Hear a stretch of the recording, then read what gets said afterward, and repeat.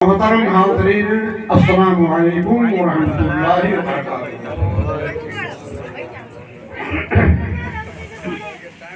الحمد للہ رب العالمین والعاقبۃ للمتقین والصلاة والسلام علی من کان نبیا وآدم بین الماء والطین وعلی آلہ وصحبہ اجمعین، اما بعد فاعوذ باللہ من الشیطان الرجیم، بسم اللہ الرحمن الرحیم۔ وَأَمَّا بِنِعْمَةِ رَبِّكَ فَحَدِّثْ۔ صدق اللہ العظیم وصدق رسولہ النبی الامین الکریم، وَنَحْنُ عَلَى ذَلِكَ لَمِنَ الشَّاهِدِينَ وَالشَّاكِرِينَ وَالْحَمْدُ لِلَّهِ رَبِّ الْعَالَمِينَ۔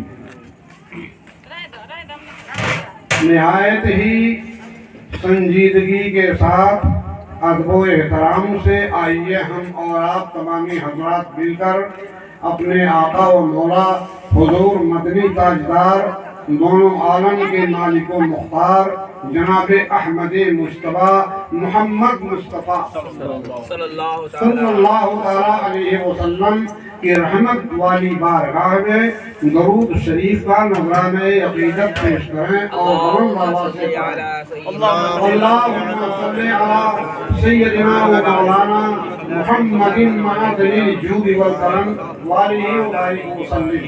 ایک بار اور پڑھ لیجیے، اللہم صلی علی سیدنا و مولانا محمد معدن الجود والکرم وآلہ وصحبہ وبارک وسلم۔ ایک بار اور پڑھ لیجیے، صلی اللہ علیہ وسلم۔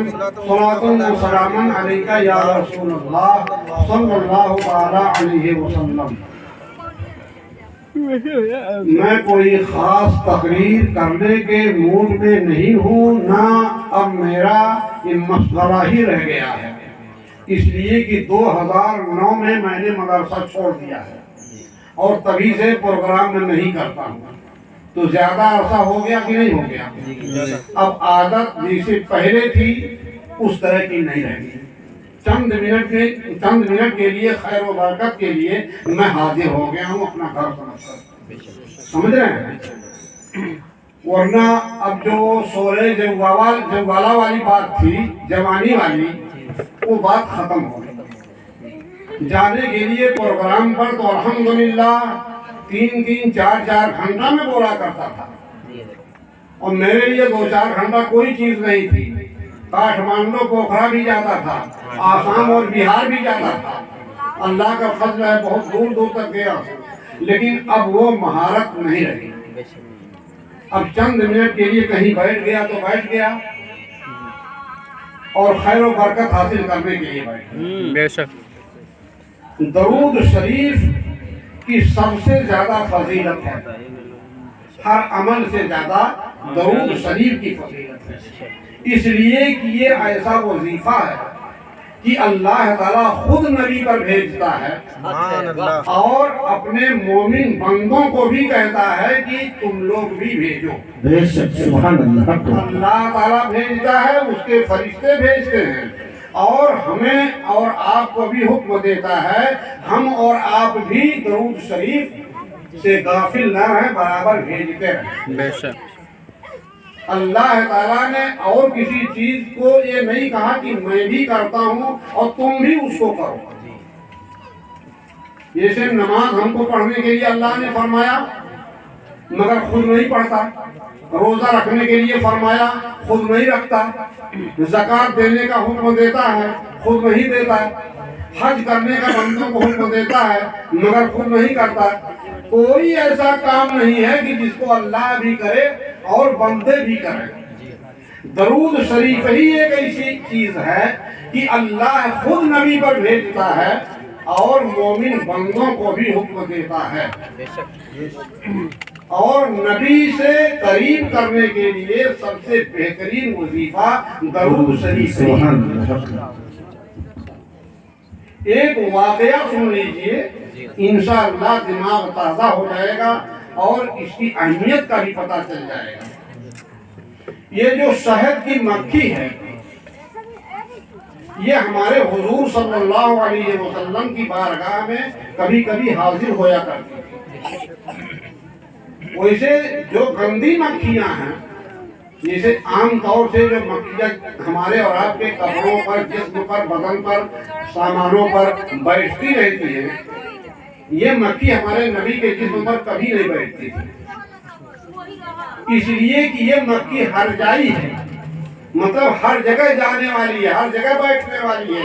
یہ خوشبودار چیز پر بھی بیٹھے گی، بدبودار چیز پر بیٹھے گی، لیکن شہد کی مکھیوں کی یہ عادت نہیں ہے، وہ خوشبودار پھولوں پہ بیٹھا کرتی ہے،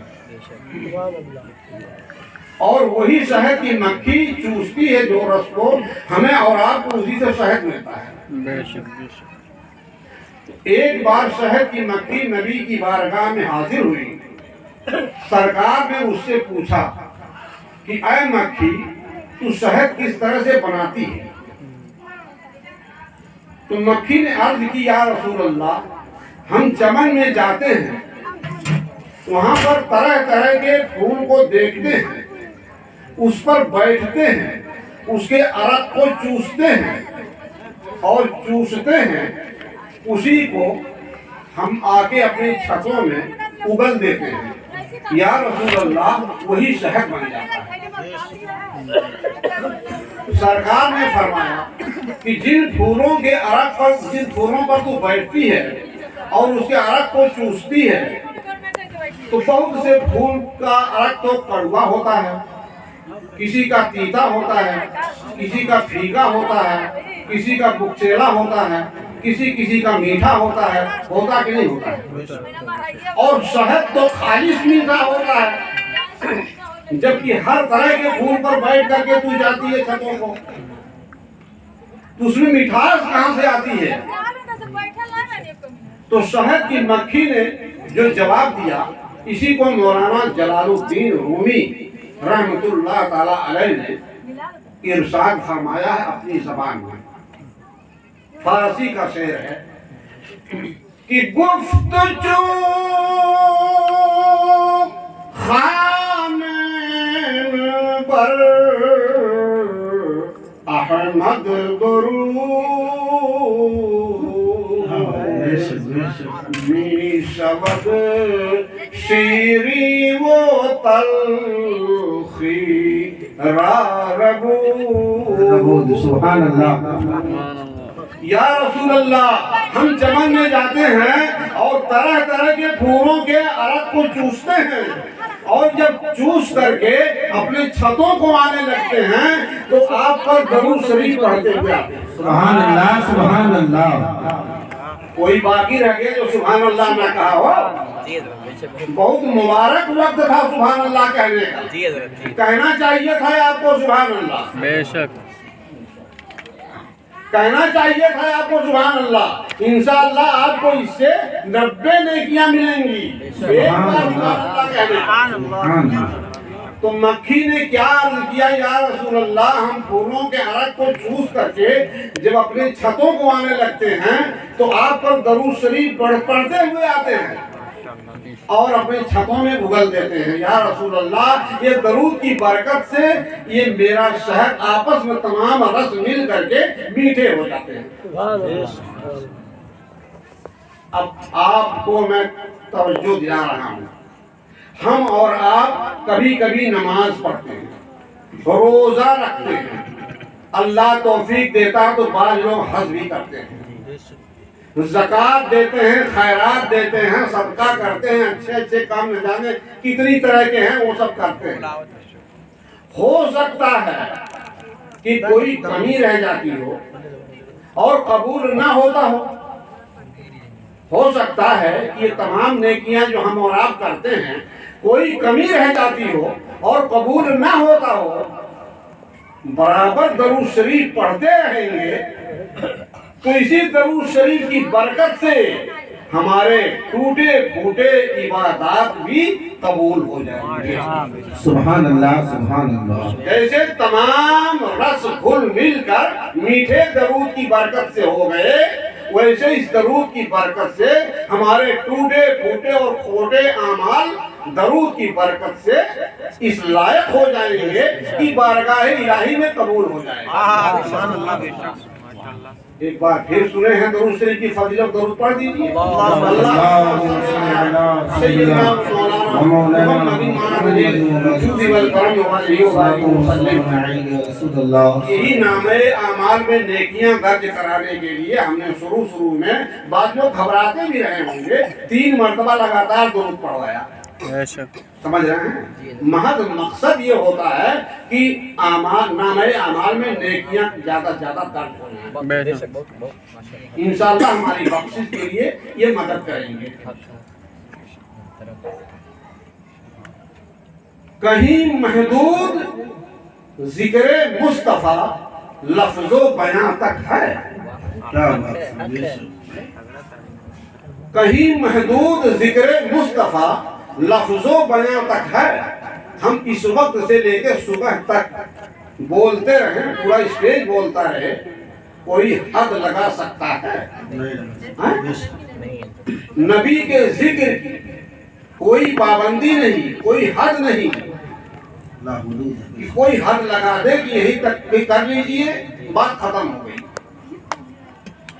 یہی اس کڑی کا مطلب ہے کہ محدود نہیں ہے، کہیں محدود ذکر مصطفیٰ لفظ و بیان تک ہے۔ ارے وہاں بھی ذکر ہے، جس جا نہیں وہ ہم گما تک ہے۔ سبحان اللہ، سبحان اللہ، نعرہ تکبیر، اللہ اکبر، نعرہ تکبیر۔ اللہ اکبر۔ آواز سنبھال کے رکھیے، ابھی کئی بار لگانا ہے نا۔ ماشاءاللہ۔ یعنی ہمارا دل و دماغ اور خیال جہاں نہیں پہنچ سکتا ہے وہاں بھی ان کا ذکر ہے۔ حق ہے، حق ہے۔ گلستان تک نہ سنبل تک نہ کشتے زعفراں تک ہے۔ سبحان اللہ۔ یہ سب پھولوں کا ذکر کر رہا ہوں، خوشبوؤں کا ذکر کر رہا ہوں۔ وہ کتنی بھی مہک والی چیز ہو، گلستان تک نہ سنبل تک نہ کشتے زعفراں تک ہے۔ ارے حضرت مہک منہ مبارک کی مکان سے لا مکان تک ہے۔ سبحان اللہ، سبحان اللہ، واہ واہ واہ، سبحان اللہ، زندہ باد، زندہ باد۔ منہ مبارک یعنی نبی کے زلف منور کی مہک بتا رہا ہوں۔ حق ہے، ماشاءاللہ۔ مہک منہ مبارک کی مکان سے لا مکان تک ہے۔ بے شک، سبحان اللہ۔ اس سے بھی تناسب سنو، بتاؤں کیا کہ ان کے زلف کی خوشبو کہاں پر ہے؟ سبحان اللہ۔ واہ، بہت خوب، بہت خوب۔ بتاؤں کیا کہ ان کے زلف کی خوشبو کہاں تک ہے؟ ارے جہاں تک سونگھ پائیں سونگھنے والے وہاں تک ہے۔ سبحان اللہ، واہ واہ واہ، زندہ سونگھ باد۔ پائیں سونگھنے والے وہاں تک ہے۔ عظمت مصطفیٰ زندہ باد، عظمت مصطفیٰ زندہ باد۔ بہت خوب، بے شک، سبحان اللہ۔ اور دلوں کا بھید جی، پوشیدہ نہیں ہے ان کی نظروں سے۔ حق ہے، بے شک۔ دلوں کا بھید پوشیدہ نہیں ہے ان کی نظروں سے۔ وہ سب کچھ اور سب کو جانتے ہیں جو جہاں تک۔ جہاں تک ہے، واہ واہ واہ، سبحان اللہ۔ دلوں کا بھید بہت باریک شعر ہے۔ دلوں کا بھید پوشیدہ نہیں ہے ان کی نظروں سے۔ وہ سب کچھ اور سب کو جانتے ہیں جو جہاں تک۔ ماشاءاللہ، جواب نہیں تھا۔ کوئی ان کو بشر کہتا ہے، کوئی نور اے اجمل۔ بے شک، یہ دونوں باتیں دنیا میں چل رہی کہ نہیں چل رہی ہیں؟ جی، ہاں؟ بے شک۔ کوئی ان کو بشر کہتا ہے، کوئی نور اے اجمل۔ ارے وہیں تک سوچ سکتا ہے سمجھ جس کی جہاں تک ہے۔ نعرہ تکبیر، نعرہ رسالت، عظمت مصطفیٰ، عظمت مصطفیٰ، جشن عید میلاد النبی، شادی خانہ آبادی، نعرہ تکبیر، نعرہ رسالت، واہ واہ واہ۔ اللہم صلی اللهم صل على سيدنا ومولانا محمد ماحد الجود والكرم وآله وبارك وسلم صلوا عليه الصلاة والسلام عليه علیہ یا رسول اللہ صلی اللہ علیہ وآلہ وصحبہ وسلم۔ میں نے کہا ہے کہ میں چند منٹ کے لیے بیٹھا ہوں, مجھے بلڈ پریشر کی بیماری ہوتی جا رہی ہے, محض اسی لیے میں مدرسہ چھوڑا ہوں کہ بولوں گا زیادہ تو بلڈ پریشر میرا بڑھے گا, سر چکرائے گا, دل گھبرائے گا, یہی سب شکایت ہے. ہم لوگ دنیا میں جتنے نظر آ رہے ہیں سارے کے سارے لوگ گنہگار ہیں کہ نہیں؟ بتائیے, گنہگار ہیں نا؟ ارے بھائی کم سے کم اقرار تو کر لو بے شک کہ گنہگار ہیں, اور یہ فکر لگی رہتی ہے کہ میرا گناہ کیسے معاف ہوگا. ایسے ہی ہم گنہگار چلے آئیں گے, میرا سہارا کون بنے گا؟ بے شک یہ بھی آپ جانتے ہیں. آپ کے گاؤں کی جتنی بھی قبرستان ہے, فرض کر لو کہ 1000 یا 10,000 مومن میت اس قبرستان میں دفن ہوگی, بے شک ہے نا؟ اور یہ بار بار آپ نے سنا ہوگا کہ ہمارے نبی سب کی قبر میں تشریف لاتے ہیں. سنے ہیں یہ بات, مشہور ہے نا؟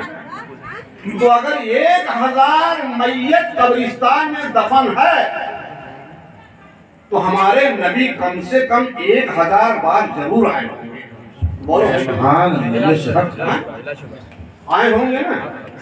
ہمارے نبی کا قدم اس قبرستان میں پڑا ہوا جہاں مومن دفن ہوں گے.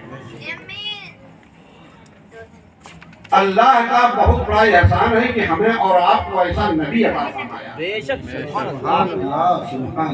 تو اب سن لیجئے, آپ یہ نہ سمجھیں کہ جہاں ہم دفن ہوتے ہیں ہمیشہ وہیں پڑے رہتے ہیں, یہ بھی ذہن سے نکال دیجیے. ایک واقعہ سناؤں گا, انشاءاللہ آپ کی سمجھ میں آ جائے گا تو آپ سمجھیں گے کہ ہم دفن ہونے کے بعد اگر مومن ہیں تو یہی نہیں رہ جاتے, کہیں اور جاتے ہیں. بے حضرت علامہ احمد یار خان صاحب قبلہ نعیمی بدایونی رحمت اللہ تعالی علیہ کی ایک لکھی ہوئی تفسیر کی کتاب, قرآن شریف کی تفسیر کی, تفسیر نعیمی. اس کے پہلے ہی جلد میں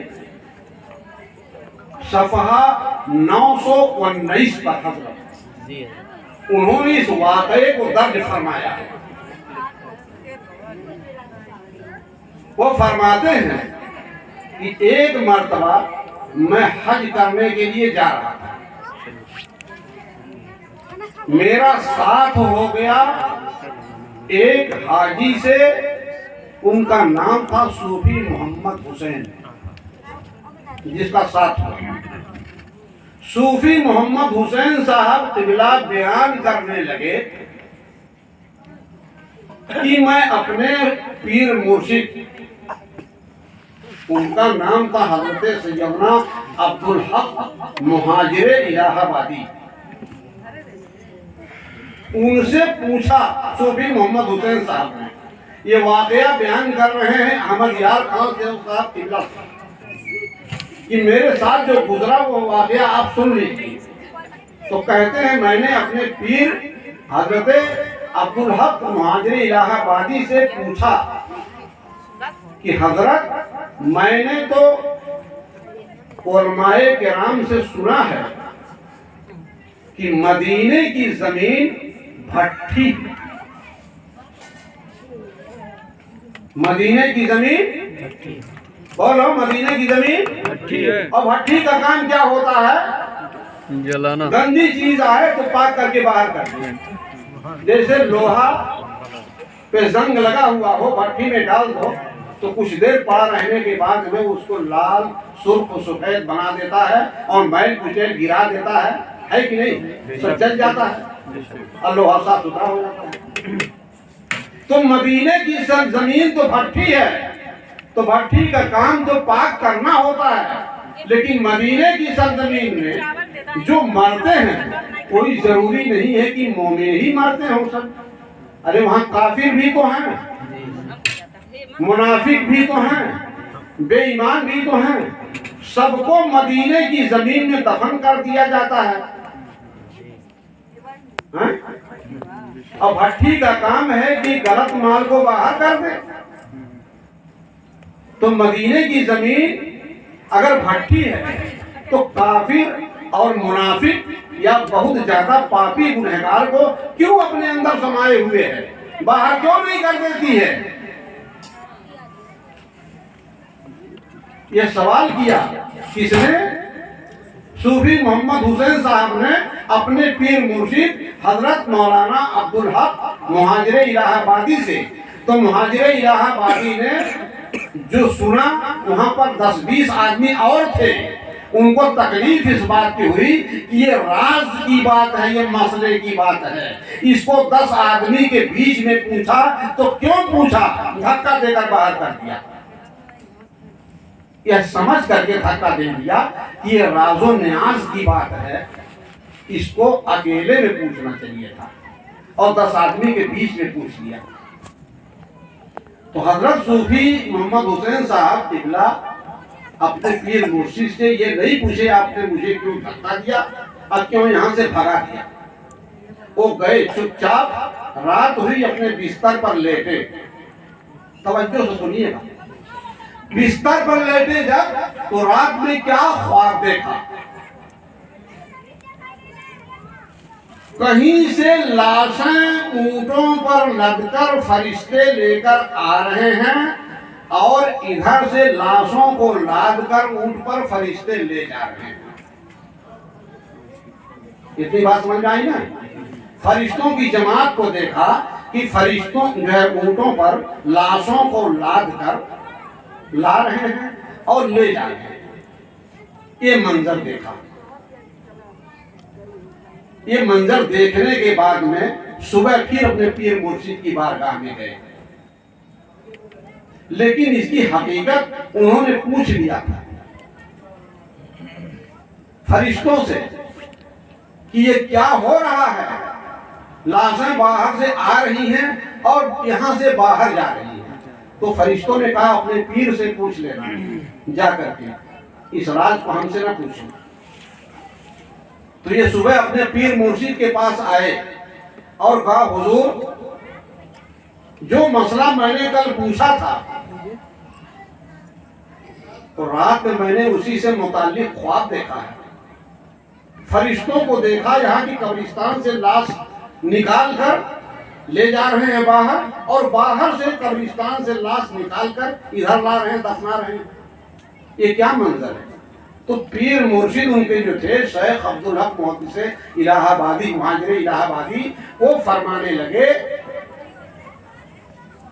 جو تم نے سوال کیا تھا پہلے کہ مدینے کی زمین بھٹی ہے، یہاں منافق اور کافر سبھی دفن ہو جاتے ہیں، زمین کیوں سب کو اپنے اندر سما لیتی ہے، نکالتی کیوں نہیں باہر؟ تو سنو، وہ تو انسانوں کا کام ہے کہ لا کر کے قبرستان میں دفن کر دیتے ہیں، مگر حکمت الہیہ یہ ہے کہ جو مدینے میں نااہل مر جاتے ہیں، مدینے میں دفن کر دیا جاتا ہے، تو مدینے کی زمین ان کو رہنے نہیں دیتی، فرشتوں کے ذریعے سے ان کو بھیجوا دیا جاتا ہے دوسرے ملکوں میں۔ اور یہاں پر جو مومن مر جاتے ہیں ان کو اللہ پاک فرشتوں کے ذریعے نکلوا کر جنت البقیع میں پہنچا دیتا ہے۔ سبحان اللہ، سبحان اللہ۔ اس لیے مدینے کی زمین بھٹی ہے، نہ اہلوں کو وہاں رہنے نہیں دے گی، اور جو اہل ہیں اس زمین کے یہاں نہیں رہنے دے گی، اٹھا کے فرشتے مدینے میں پہنچا دیں گے۔ سبحان اللہ۔ تو اب یہ سمجھو مدینے کی زمین بھٹی ہے، اس کا مطلب سمجھ میں آیا کہ نہیں آیا؟ کہ نہ اہل کو رہنے نہیں دے گی، اور یہاں جو مومن مر جاتے ہیں یہاں سے اسی سرزمین پر لے جا کر فرشتے لوگ پہنچا دیں گے۔ تو اللہ تعالیٰ نے ایسا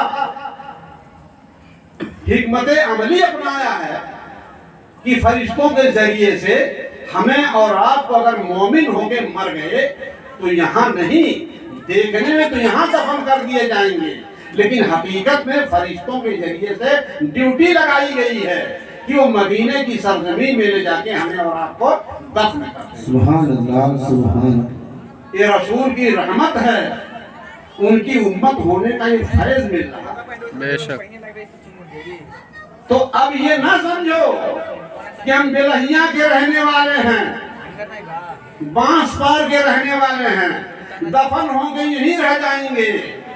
اے گمار لوگوں، ارے دفن تو لوگ کر دیں گے لیکن ایمان کے ساتھ اگر جاؤ گے تو انشاءاللہ مدینے مدینے میں میں ہوگا۔ سبحان اللہ سبحان اللہ بے شک۔ دفن تو ضرور دیکھنے میں یہاں کر دیے جاؤ گے لیکن حقیقت میں میرے رسول کی رحمت گوارا نہیں کرتی ہے کہ میرا چاہنے والا دور رہے، بے شک وہ ہمارے شہر میں آئے۔ بے شک زندگی میں تو دور رہا لیکن صحیح اگر سمجھو تو رسول کو کبھی دور نہیں سمجھنا چاہیے۔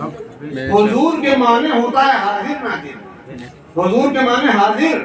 جب حضور کہتے ہو تو دور کیوں کہتے ہو؟ بے شک جب حضور معنی کیا حاضر جملہ ہوتا ہے، ہے سبحان تو اللہ دور نہ کہو۔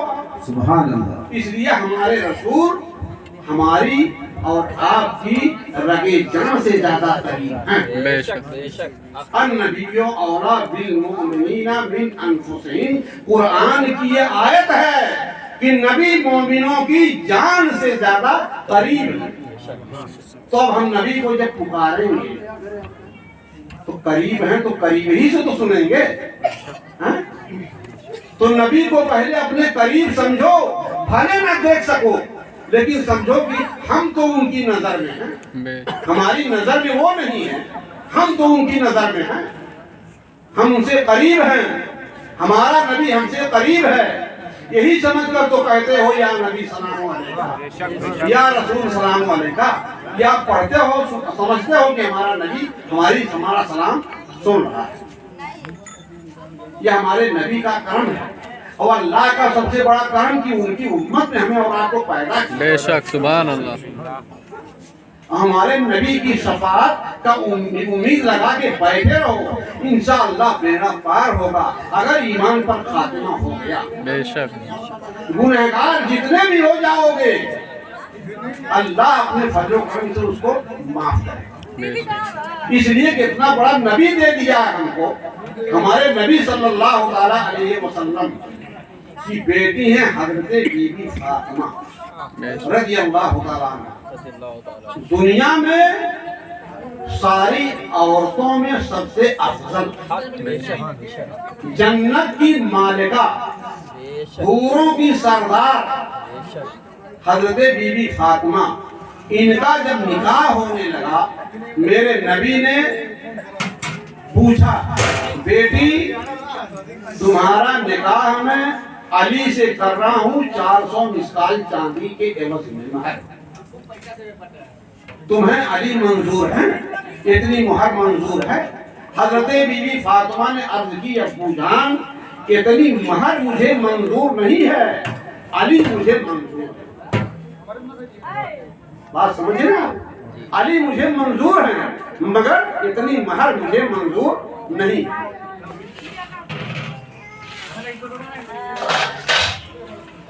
تو سرکار صلی اللہ علیہ وسلم خاموش ہو گئے۔ حضرت جبرائیل علیہ الصلوۃ والتسلیم تشریف لے آئے، عرض کیا یا رسول اللہ، اللہ تعالیٰ آپ کی بیٹی کا مہر جنت اور جنت کی تمام نعمتیں مقرر کرتا ہے۔ بے شک سبحان سبحان اللہ سبحان اللہ۔ سرکار نے فرمایا اے بیٹی فاطمہ خوش ہو جاؤ، تمہاری مہردین اللہ نے مقرر کیا جنت اور جنت کی تمام نعمتیں، خوش ہو نا۔ تو بی بی فاطمہ نے عرض کی یا رسول اللہ میں ٹھکراتی تو نہیں ہوں لیکن مجھے یہ بھی پسند نہیں ہے۔ تو اے فاطمہ تم ہی بتا دو تمہاری مہر کتنی ہونی چاہیے۔ تو بی بی فاطمہ نے عرض کیا یا رسول اللہ آپ اپنے گنہگار امت کی یاد میں ہمیشہ روتے رہتے ہیں، ہمیشہ یاد کرتے ہیں، فکر کرتے ہیں، میری تمنا یہ ہے کہ میری مہر آپ کی امت کی شفاعت ہو جائے۔ سبحان اللہ سبحان اللہ، بہت ماشاء ہماری اللہ۔ مہر جو ہے آپ کی گنہگار امت کی مہر مقرر ہو جائے، حضرت جبرائیل علیہ الصلوۃ والتسلیم فوراً فرمانے خداوندی لے کر حاضر ہو گئے۔ وجعلت شفاعت محمد صداقہ فاطمہ الزہرا رضی اللہ تعالی عنہا، یا رسول اللہ آپ کی بیٹی کا مہر آپ کی گنہگار امت کا مہر مقرر کر دیا گیا، آپ کے گنہگار امت کی شفاعت مقرر کر دی گئی۔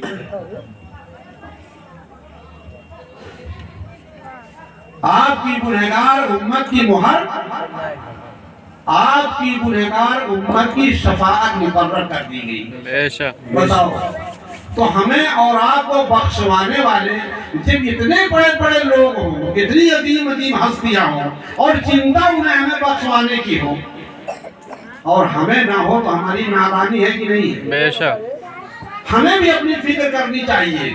اور کیا فکر؟ ہمیشہ آدمی کو اپنے گناہوں سے توبہ کرنا چاہیے۔ بے شک اے اللہ، ہم گنہگار تو ضرور ہیں، مگر نادم اور شرمندہ ہیں کہ ہم گناہ سے رک نہیں پا رہے ہیں۔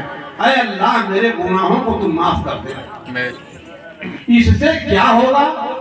آپ کے اوپر اللہ کی رحمت برسے، اس لیے کہ اللہ کو بندوں کی توبہ بہت زیادہ پسند ہے۔ بے شک جب بندہ رب کے سامنے گڑ گڑائے گا تو گڑ گڑانے والا اپنے سامنے تو ہر آدمی کو پسند کرتا ہے، بے شک تو اللہ نہیں پسند کرے گا۔ بالکل بالکل حضرت موسیٰ علیہ السلام کے زمانے میں ان کی امت پر ایک ایسا زمانہ گزرا 40 سال کا کہ 40 سال بارش نہیں ہوئی۔